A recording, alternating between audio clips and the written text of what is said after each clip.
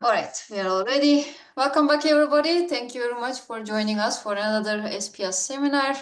So today I'm excited to introduce a colleague, a friend, Bernardo Costa, who's an associate professor in the School of Applied Mathematics at Fundacio in Rio de Janeiro.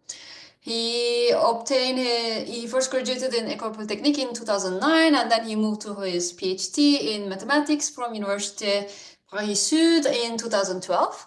And he also has his undergraduate BSc degree from mathematics from the Universidad Federal de Rio de Janeiro as well. And he was afterwards, after his PhD, for a bit, he visited Georgia Tech. And we were just speaking before the seminar started. He's gonna go back for Alex Shapiro's birthday celebration in late March. With respect to his research, I think everyone here in the room is familiar, but he has developed a lot of models and algorithms for stochastic optimization, in particular for multi-stage stochastic programs with applications, especially in energy and finance. Bernardo has a long-standing collaborations also with the Brazilian independent system operator for the analysis, modeling, and development of optimization tools for helping basically Brazilian power systems. And in that regard, very recently, he's been organizing the next hydropower scheduling conference. So today we will hear more about multi-stage stochastic programming. So we are excited to learn from you, Bernardo. Thank you very much. So thanks, Merve. Thanks for the invitation. It's very nice to be here. And so as I said, I'm going to be talking about multi-stage stochastic optimization and the several things that lie around it, especially concerning duality and the relation with bounds and the policies that we have in multi-stage stochastic programming. So I'm going to start from the end of the title, so from multi-stage stochastic programming. So the setting that I'm going to be focusing on is multi-stage stochastic linear problems that are a model for sequential decision-making under uncertainty. Sequential is on the multi-stage part, and the stochastic brings us our way to model uncertainty.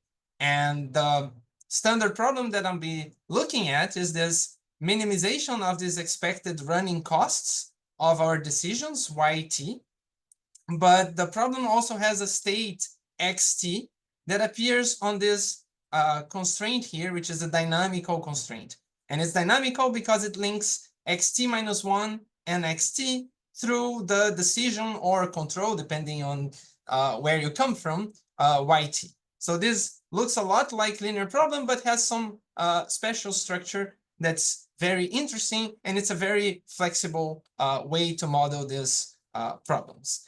And the uncertainty here is going to be taken as a noise, psi t, which can affect everything in as the data, right? The costs, ct, the right-hand side, dt, these transition matrices A, B, and T that appear on the dynamical constraints. Even though maybe the two most common ways that it appears is on C and D, for us, you can think about every one of those data being subject to noise.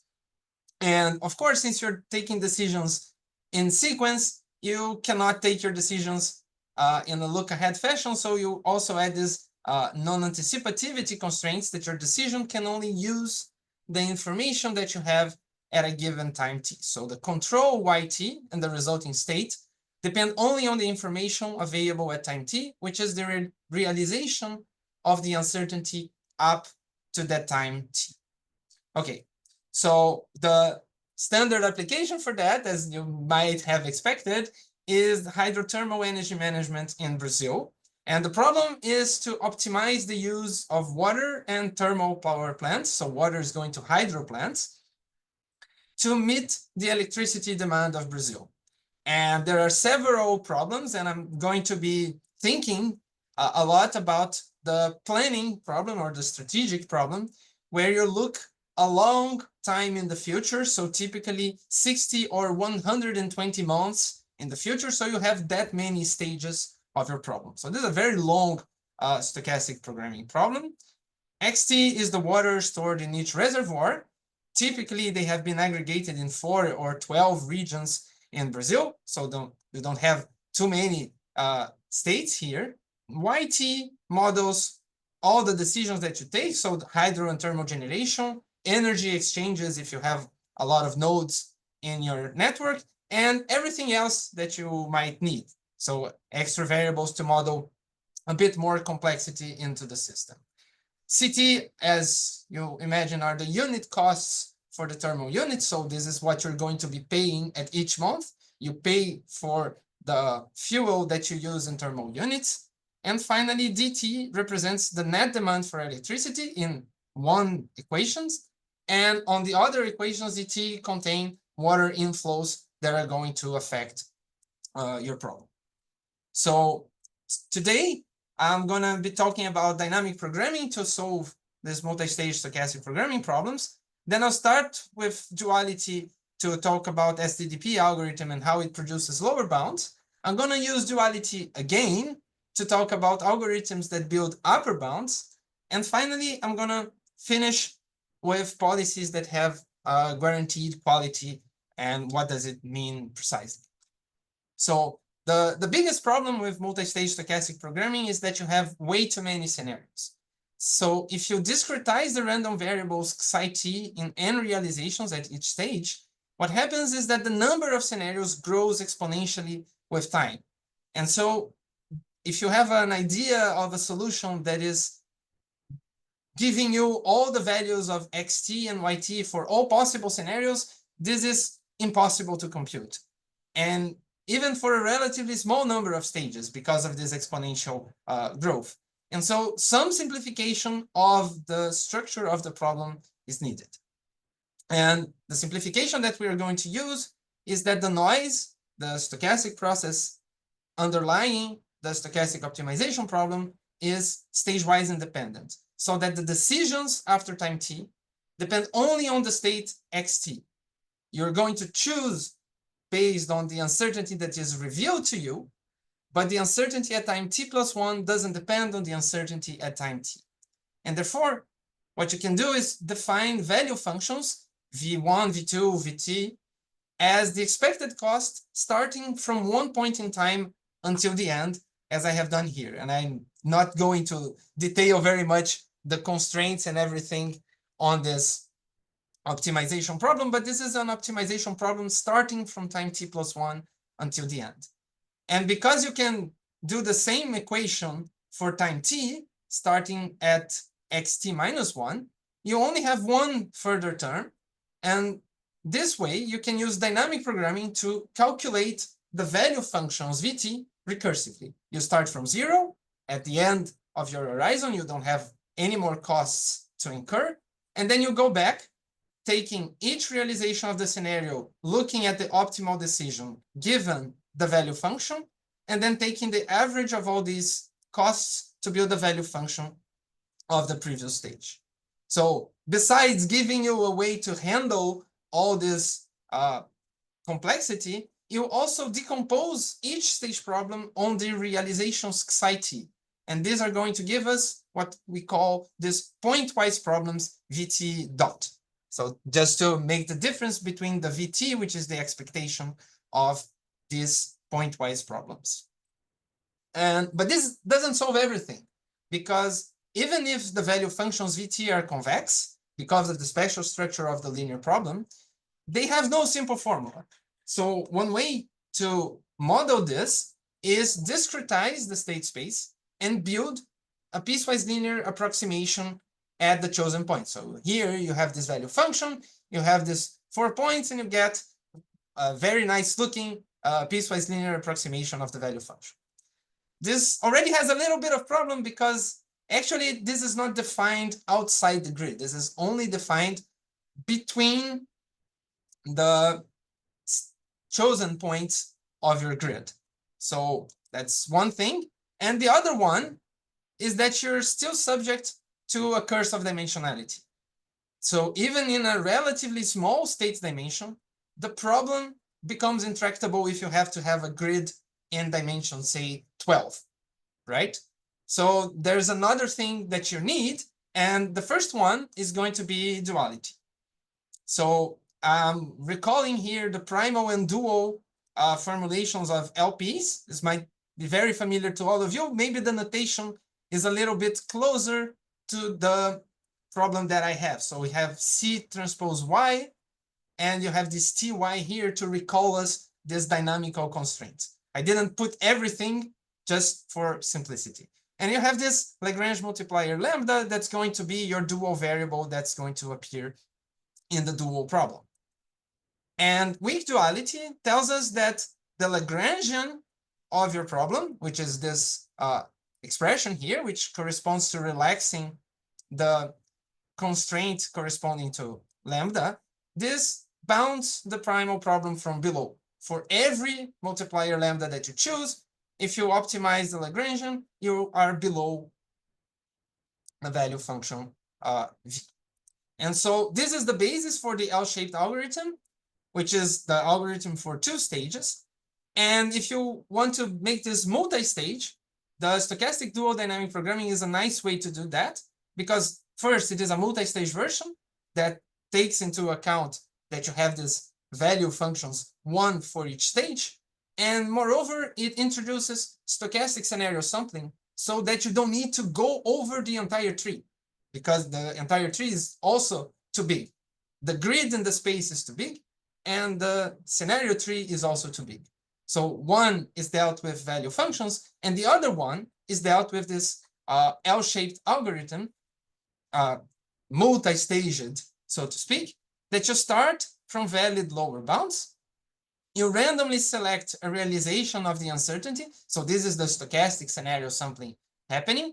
You solve the approximate stage problem with your current approximation.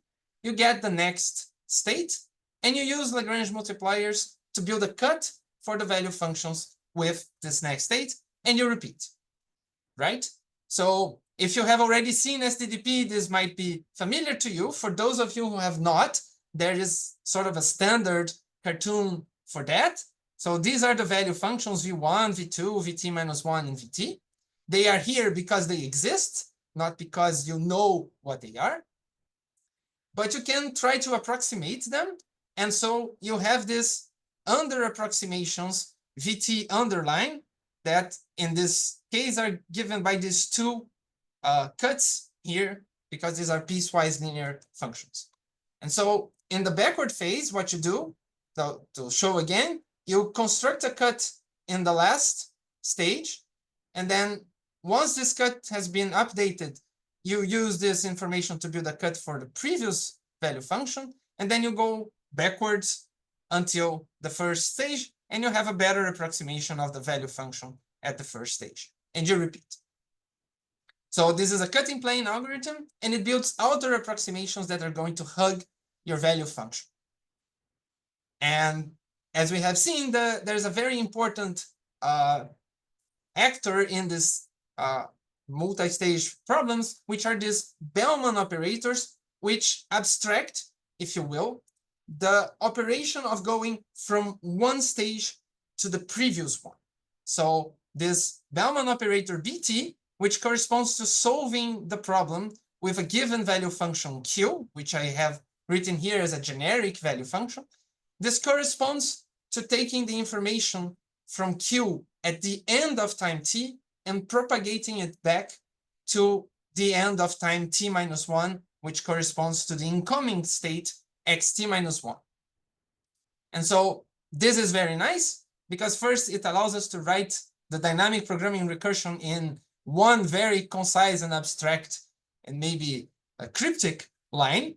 But moreover, it allows us to operate on things that are not the true value functions, but approximations. So in SDDP, you solve the approximate problem and you build a cut. And this is represented by having a value function that lies below, because it is a cut, of the Bellman operator applied to the value function at time t plus 1.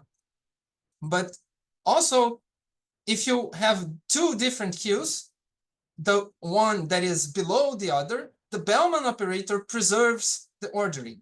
So if vk of t plus 1 was a lower bound to vt plus 1, then the application of the Bellman operator preserves this ordering, and because of the recursion, this is the value function at time t. So this is a one-line proof, again, after you digested all this Bellman operator syntax, that SDDP cuts preserve the fact that you have lower approximations at every iteration. And also, we can have pointwise Bellman operators that correspond to solving the problem for a given realization of the scenario. And with all this, we can write STDP not as a like talking as I did before, but as an algorithm proper. So you have the standard way of writing STDP is that you give a maximum number of iterations, capital N. You have starting lower bounds VT0 that are below your value functions. And in each iteration, you randomly select a realization of the uncertainty. You solve the pointwise problem to discover what the state is for that realization and the initial state. And in the backward pass, you solve the complete Bellman operator to calculate a cut for Vt of k. And at the end, the lower bound of your problem is V1 of x0. X0 is your initial state. So the solution that STDP builds are approximations of the value functions. And actually, for any approximation of the value functions, this allows us to take decisions. You give one initial state, one realization of the uncertainty, you solve the problem with the current approximation of the value function at the end of the stage, and you get the states at the end, x hat t and y hat t. So this gives us what we call a policy. Instead of having a list of all possible x's and y's for every scenarios, this is just a way to generate x hats and y hats. And this is very nice because we can use these policies to simulate along scenarios to obtain a Monte Carlo estimate of the expected cost. And therefore, what we do in STDP is that you take the policy induced by the under approximations, you estimate the cost, and this gives an estimate of the upper bound of the optimal cost of the problem, which complements the deterministic lower bound, which is V1 of x0, which is a lower bound for the problem itself. So this gives an idea of the gap that you get from the solution. But unfortunately, in 2001 and 2002, Brazil faced a severe energy crisis, and it became clear after that that the negative scenarios, the ones that are very dry and can lead to rationing, are much worse than the fact the good scenarios that have a lot of waters are good. So it was decided to implement a risk-averse policy instead of a risk-neutral policy that uses the expected value. So the multi-stage linear problem model was extended to include a coherent risk measure rho in a way that is compatible with dynamic programming, which was a very important thing for the computational tractability of the problem. And the modification is very simple. We change the expectation by the application of the risk measure. And what this makes is that the scenarios that have higher costs, they enter with higher weights on the calculation of the value function. Instead of having the weights corresponding to their probability, you increase the weight for scenarios that are very costly, and you decrease for ones that have lower costs. And this was very good to have a risk-averse policy, but it had a drawback because, as you can imagine, now in this risk-averse policy, the weight of a scenario doesn't depend on its probability alone, but depends on the costs of all scenarios in the tree. And so Monte Carlo sampling became impractical to use. So we lost the upper bounds. And to recover some upper bounds, what's possible to do is to get deterministic upper bounds instead of statistical ones. So the first idea is to build inner approximations of the value function by backwards recursion. So instead of having a lower approximation of the value function, have an upper approximation of the value function. Again, by monotonicity, if you apply the Bellman operator, you have an upper approximation to the value function one step before. And this was proposed as a one-shot strategy or along STDP iterations to build these inner approximations of the value functions. And to have an idea of what this looks like, let's take back our value functions in picture and draw what these inner approximations look like. So you have the value function evaluated at 3 points. You have this upper bound. You apply the Bellman operator to it. You have some approximation of the value function one time before, and you continue doing that, and you have an inner approximation of the value function at the first time. And this is what we call a pin functions, because this looks like a pin that's been dropped from infinity inside of the value functions v1, v2, etc. And there's another way to build upper bounds, is to use duality again, but now for value functions. And now this duality has a fancier name, which is the convex conjugate.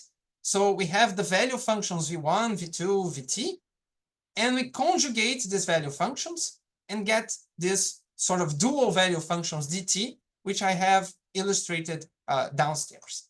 And if you have a recursion between the value functions, it's natural to assume that's going to be a recursion between these dual value functions.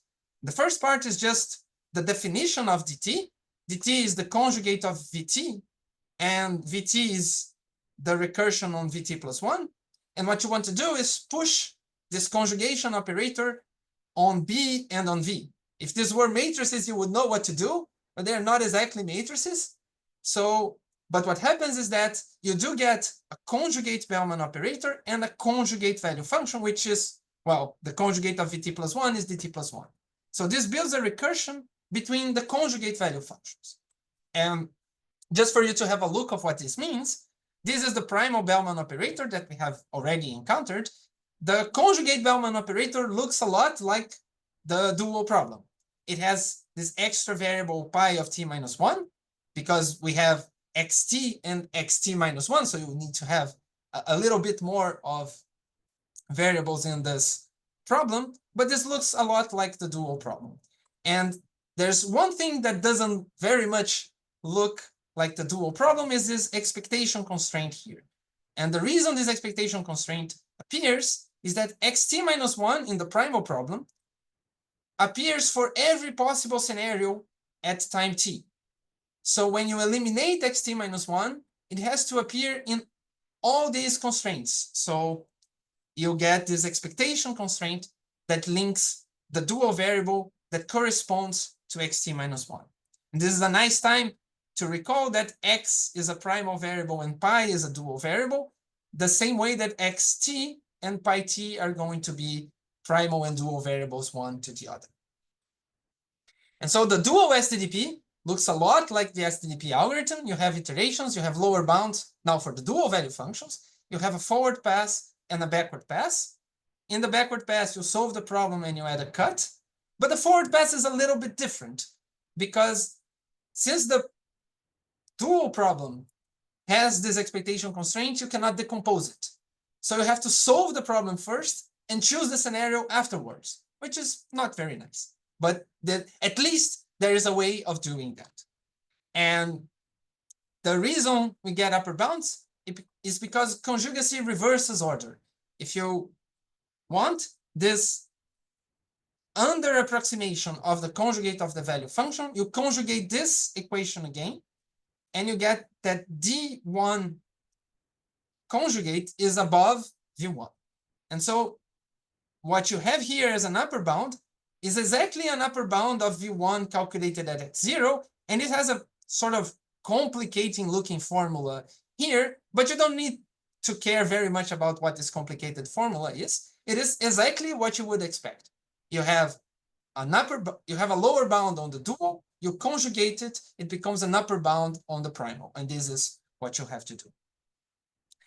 But as you might remember, we were discussing risk aversion. And for risk aversion, the convex conjugate is not enough, but we need something else, which is an extra variable to take care of this relative importance of each scenario given their costs. And this extra variable is going to be called gamma. And these extra variables generalize the convex conjugate that I have described up here into this function, which has one extra variable, and this gamma looks like a weight onto the value function. So this is very nice. And again, using sort of the same reasoning, we get an analogous recursion. Now we have functions with one more variable, so we need a co-perspective Bellman operator. It is a conjugate on steroids, and you have this recursion that is amenable for risk-averse problems on the dual. So now, with all of this, we can think about what the forward phase for the dual STDP looks like, because it's a bit more complicated than we would like, right? And one thing that you could think about is that since I'm solving the forward pass, the entire problem, I didn't actually need to use the backward pass to calculate Lagrange multipliers, because you already have solved everything. But the problem of that is that if you just use forward to build cuts, you take a lot of time to take the information back from the last stage to the first one.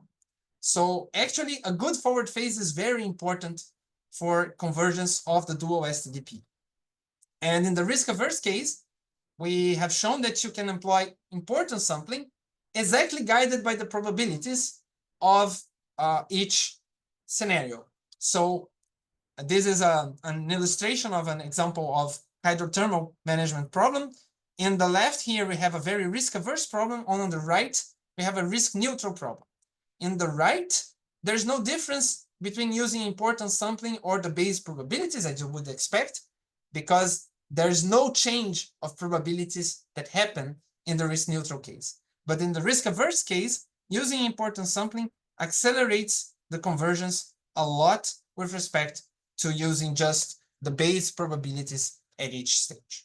So this is a very important thing. And again, a reminder that STDP is essentially an explorative algorithm. So you have to guide it as well as you can to the good points where it's going to calculate the cuts. And in this case, importance sampling is a very nice one. But that's not everything. As you might recall, the primal Bellman operator can be decomposed. You have one state at each stage, and the realization of the uncertainty that gives you this optimization problem. And on the primal, this is nice because you only solve one pointwise problem per stage. And in the backward pass, you need to solve the full stage problem, but they are decomposed, so you can solve them in parallel if you want. And the dual STDP, you don't have anything like that. Forward and backward passes have to solve complete problems, and moreover, you cannot decompose them because of this coupling constraint. So one idea is to use duality, well, for the third time today, to relax the coupling constraints. So this is a constraint that we don't like. We put a Lagrange multiplier on that and relax it. And you recall, if pi is the dual variable and we're going to relax a constraint that contains a pi, I'm going to use x as the Lagrange multiplier. I know this is not the usual letter that you would choose for your Lagrange multiplier, but since pi is already a dual variable, it's reasonable to use a primal, so to speak, variable here. And if you optimize this on x hat, as you would do in a dual method, you would get the exact value of the conjugate Bellman operator calculated here. But you don't need that, because this thing is a Lagrangian relaxation, so it is below the Bellman operator applied at D. And remember, STDP, you only need lower bounds. So this is a lower bound. This is a valid lower bound. This might be very nice for our recursion. So this gives you another idea, which is actually, if you look at this and you don't optimize on x, you have one fixed x, this function becomes affine at pi of t minus 1, because the only dependence on pi now is in the objective function with a chosen Lagrange multiplier. Take it out, and this is an affine function, and you know what the affine coefficient is. So you just need to find the offset, which is everything else that is not this x transpose pi. So you don't need pi to build a cut. so you don't need a forward phase. So this is very good. You don't need a forward phase, which was kind of one part of the problem. And moreover, we have relaxed everything. So it seems we have solved everything. But we still need to find the good Lagrange multiplier that will give us a nice algorithm that works. And so one possibility is what we call the primal and relaxed dual STDP. And so this thing here is just STDP, right? There's a lot of stuff written down there, but it's just STDP with its forward and backward passes. And so what you increment is that, and this is a reminder that the forward pass is decomposed and the backward pass is not decomposed because you have to solve all scenarios, but at least it's decomposable. And what you add to it are lower bounds for the dual value function. And once you add these lower bounds for the dual value functions, you have to update them somehow. And the way you update is to calculating these Bellman operators relaxed exactly by the states that you got from the primal STDP algorithm. So now you have one way to update the cuts to the primal value functions Vt, and a way to update the cuts for the dual value functions dt. And now this gives a lower bound V1 and an upper bound D1 star of x0. So now, not only you have lower and upper bounds, you have gaps at every iteration of your algorithm. You could change the stopping criterion. Instead of having a maximum number of iterations, you could have your stopping criterion to be reached a definite gap. I'm not going to change that because I'm going to keep all the same STDP algorithms all the way down. And for our complete picture of what's going on, recall the primal and dual value functions V's and D's. On the primal, we have cuts. On the dual, we also have cuts. On the primal backward pass, we add cuts to the primal. On the relaxed backward pass on the dual, we also add cuts that are easy to calculate now because they are decomposed problems. But this is not the last STDP algorithm that I'm going to talk about. There's a further one, which we have called stochastic inner dynamic programming.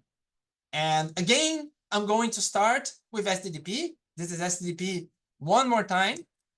And instead of having to add lower bounds for the dual value functions, we're going to add upper bounds for the primal value functions, which is a very reasonable thing to do. And once you do that, well, you need to do something to update them. And the natural thing is use the primal Bellman operator to update also the upper approximations V overlines. And now with this, you add a vertex to the value functions as we have seen before. And this gives us directly the upper bound V1 overline of x0. So here, you don't see anything from the dual anymore. This is a purely primal algorithm that has outer approximations with the cuts and inner approximations with those vertices or pins. So again, to see a picture of what's going on, we have cuts for the value functions V1, V2 until the end. We have pins for upper approximations of the value functions. The backward pass for the lower value functions give us more cuts, and the backward pass on the inner approximations puts another vertex in those approximations, right? And if I told you about these two algorithms, it's because actually the two algorithms are the same. So the purely primal stochastic inner dynamic programming algorithm and the primal and relaxed dual STDP, if they are started the same way, they do everything the same way at every iteration. So if you start with corresponding lower bounds, so the lower bounds on the dual have to be conjugate to the upper bounds on the primal, and we use the same initial lower bounds for both algorithms, then at every iteration, they are going to do exactly the same. So this is a nice relation between these algorithms and sort of closes up the relation between the dual SDDP, the one that is not relaxed, and the inner approximation SDDP that we have seen. And finally, let me talk a little bit about the quality of solutions that we get from SDDP. So I, under this sort of pompous name, policy bounds, if you have a policy that is given by a sequence of value functions that you got from any algorithm that you have used to solve this multi-stage optimization problem, the question is, can we ensure an upper bound on the risk-adjusted cost, right? So this is the quality of the policy. If you know the worst it can perform, at least given the criterion that you have chosen. And the answer for that is yes, you can have these policy bounds if the value functions are feasible and upper compatible. So just to start with the examples, this works for the stochastic dynamic programming inner policies from Philpott. This also works for the inner policy of Regan-Balke in the inner-outer SDDP, and also works for the policies induced by the conjugates of the dual functions. And in particular, also works for the policy induced by the stochastic inner dynamic programming algorithm, because this is a conjugate that's going to appear. And to detail on what feasible and upper compatible are, feasible means that for every state X, you have to know what the value function is. And you might remember the value functions, at least as I have drawn all the time here, they are only defined inside the grid. So to extend the function outside the grid, you need to do some regularization. And the standard one is to regularize by a Lipschitz constant LT. And upper compatibility is a bit more intricate, but essentially it requires that the value function approximations VT hat are above the Bellman operator applied to VT plus 1 hat. And what this means is that this is very much the case for everything that's an inner approximation or that gives you upper bounds, but that's not true for the lower bounds from the primal SDDP, because the lower bounds from the primal SDDP satisfy precisely the reverse inequality here, right? We want the value functions to sit below the Bellman operator to get lower bounds. So this is something that's kind of unfortunate for the primal SDDP solutions. And so to show one small results that we have obtained recently in collaboration with people from ONS, the Brazilian system operator, we solved the Brazil hydro problem. So we have a state dimension 4. It's kind of a smallish state problem. The control dimension is very large because there are a lot of thermal units, there are a lot of extra variables in the problem. There are 9 equality constraints and a lot of bounds on state and control. The number of realizations per stage is 82, so it's a very large branching number. And the horizon was 3 and 10 years, so 36 and 120 stages.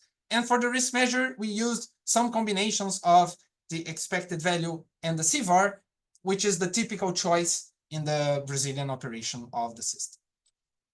So let's talk a little bit about the convergence of the gap to 0. So here we have 3 algorithms, the dual programming, the dynamic programming inner approximations from Philpott and collaborators, the dual inner approximation that I have described to you, and the problem child or inner outer approximation from Regan, Balke, and collaborators. So in green, as this first one is the dynamic programming from Philpott, this is a very good strategy. It goes by bounds because it only improves when you run the algorithm again. So this one waits some time until it recalculates the upper bound. So it's not performed at every iteration as all the other are. And one interesting fact is on this very risk-averse settings here on the right, the dual inner method gets a very fast converging bound as well, which is, again, a feature of the use of importance sampling there. And unfortunately, the problem child approach is guaranteed to converge, but apparently takes a lot of time to converge in all cases. And to look at what the policies are, so in one hand we have the gap and the other the policies. So this is a simulation of 3 policies. So here we replaced the problem child policy by the STDP traditional policy on a risk-averse setting. So we observe that the policies are not exactly the same in the way that the stored energy and thermal generation are. Here I have thermal costs because it's a more interesting figure to show. But on the other hand, they don't look very much different in this deficit part, the load not supplied, which is the extreme variable, right? We want to hedge against the extreme variable. So even if these policies are not exactly the same, and it's very hard to say which one is the best one, they are all very much alike in the variable that we're interested to bound with risk aversion. So this is very hard to get with just simulation, for all reasons that I have told before, but this is a picture that illustrates a little bit what's going on for these 3 different policies. And so just to conclude, the team today was dynamic programming and Bellman operators to build approximations of value functions, and conjugacy and duality all the way to build upper bounds to prove relations between the problems that we are solving and get a more complete view of both the primal and the dual STDP algorithms. And finally, kind of a propaganda, so to speak, about deterministic upper bounds, because they recover the idea that if you have a solution to a minimization problem, usually that means that you have an upper bound, because you evaluate the solution, you evaluate the cost of the solution on the objective function, and this gives you an upper bound of the problem. In this multi-stage stochastic case, you cannot evaluate the objective function. It's way too complex. But at least through the upper bound value functions, we recover an idea that if you have a solution, this solution corresponds to an upper bound, because this solution has a cost that is at most the upper bound that you calculate. On the drawback, all of these upper bounds, as far as I know, seem to need the Lipschitz constant estimate of of the value functions. And so this is kind of an extra information that you don't need when you use STDP, and you need to use when you're building these inner approximations. And the upper bounds, as you might expect, are only valid for the corresponding policy that you obtain. So if you want to have more details, there are 3 papers here. The first one is the paper for the co-perspectives and the extension of the dual STDP to the risk-averse setting. The second one is the policy guarantees. And the third one, we're still working with Vincent to finalize all the details on the relations between the primal and the dual STDP algorithms. That's